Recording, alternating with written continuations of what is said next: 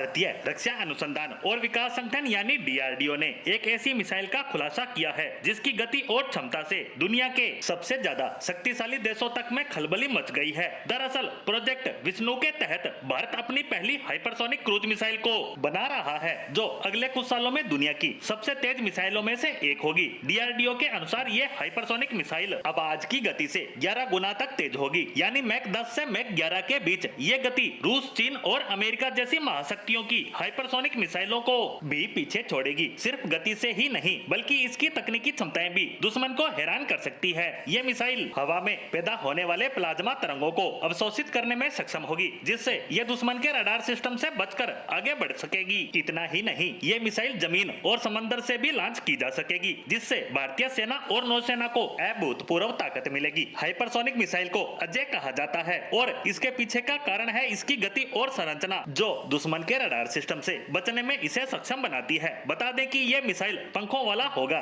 जो इसकी स्थिरता और गति को संतुलित करेगा। इसकी गति से उत्पन्न होने वाली प्लाज्मा तरंगे इसे दुश्मन से बचाकर रखेगी। डीआरडीओ के इस प्रोजेक्ट का उद्देश्य सिर्फ एक साधारण हाइपरसोनिक मिसाइल विकसित करना ही नहीं बल्कि नेक्स्ट जनरेशन हाइपरसोनिक मिसाइल तैयार करना है। रूस की हाइपरसोनिक मिसाइल की गति मैक 9 है, जबकि भारत का लक्ष्य मैक 11 की गति प्राप्त करना है जो इसे दुनिया की सबसे तेज मिसाइलों में से एक बनाएगा। भारत की ये हाइपरसोनिक मिसाइल जमीन और समंदर दोनों से फायर की जा सकेगी, जिससे भारत किसी भी स्ट्रेटेजी से हमला करने में सक्षम होगा। और भारतीय मिसाइल पर इस खुलासे ने न सिर्फ भारत बल्कि रूस जैसी महाशक्तियों को भी हैरान कर दिया। रूस ने अभी तक हाइपरसोनिक मिसाइलों की लिस्ट में सबसे ऊंचे स्थान पर कब्जा कर रखा है, लेकिन अब भारतीय डीआरडीओ की इस नई मिसाइल ने रूस को भी हिलाकर रख दिया, क्योंकि भारतीय मिसाइल उससे भी ज्यादा तेज और घातक होने वाली है। जहां रूसी मिसाइल 9 मैक यानी आवाज की गति से 9 गुना तक तेज होगी, वहीं भारतीय मिसाइल आवाज की गति से 11 गुना तक तेज होगी। बता दें कि हाइपरसोनिक मिसाइल बनाना बिल्कुल भी आसान नहीं है।